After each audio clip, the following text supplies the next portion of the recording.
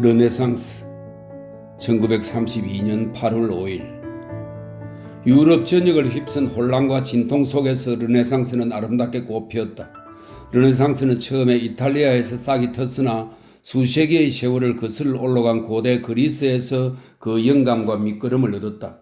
이러한 운동이 많은 도시에서 자라났지만 역시 그 본원지는 북이탈리아의 도시라 할 수 있겠다. 피렌체는 이미 13세기, 14세기에 이탈리아어로 글을 쓴 위대한 시인 단테와 페트라르카를 낳았다.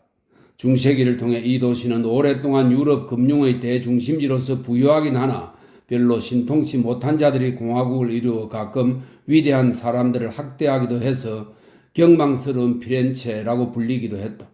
고리대금 업자와 압제자와 엉터리 정치가들이 판을 쳤으나 이 도시는 괄목할 만한 새 인물을 배출했다.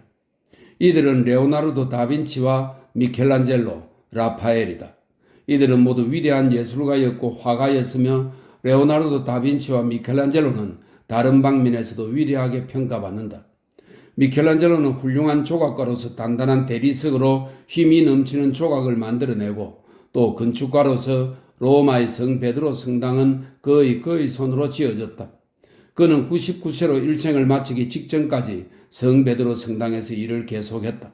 그는 사물의 밑바닥에 숨어있는 것을 끊임없이 추구하고 생각하며 경탄할 만한 작품을 끊임없이 제작하려 한 불행한 인간이었다. 그림은 손으로 그리는 것이 아니라 머리로 그리는 것이다 라고 한 말이 남아있다. 레오나르도는 세 사람 중 가장 나이가 많고 여러 위대한 인물을 많이 배출한 이 시대에 가장 뛰어난 사람이었다. 위대한 화가였고 조각가였으며 동시에 사상가였고 과학자이기도 했다. 끊임없이 실험하고 음미하고 사물의 이유를 추구하면서 그는 근대과학의 기초를 이룩한 대과학자 중 최초의 인물이었다. 자연은 그대가 세계의 도처에서 무엇인가를 발견하도록 가만히 지켜보고 있다고 말한 레오나르도는 독학으로 30세에 라틴어와 수학을 시작했으며 대기술자가 되고 최초로 인체에 혈액이 존재하고 있다는 것을 발견한 사람이다. 그런데 무엇보다도 놀라운 것은 레오나르도가 항공실험 즉 공중비행을 시도한 점이다. 그는 성공하지 못했으나 상당한 정도까지 도달한 것이다. 다만 그 이론과 실험을 이어받은 제자가 없어 안타까운 일이다.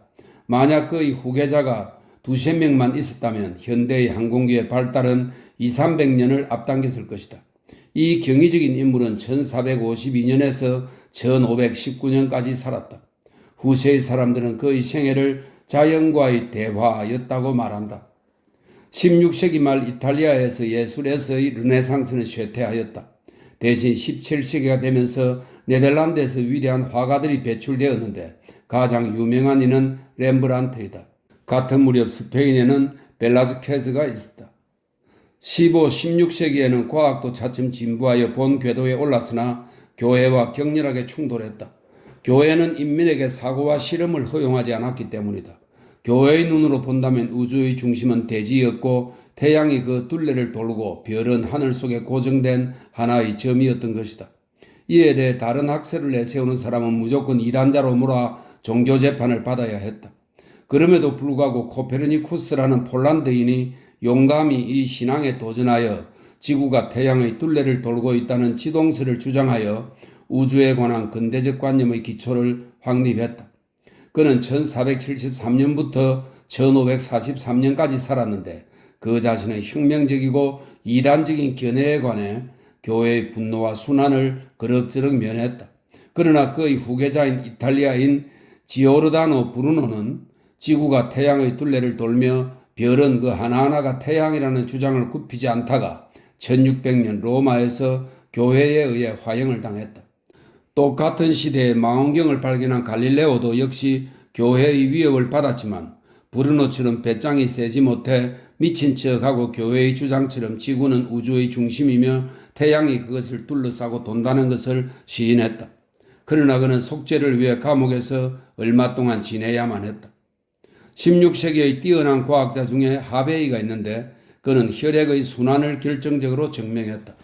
17세기에는 최대의 자연과학자 아이작 뉴턴이 나와 만유인력이라는 중력법칙을 발견하여 자연 속에 감추어진 비밀을 또 한꺼풀 벗기게 된다. 문학도 역시 이 시대에 두드러진 진전을 이룩했다.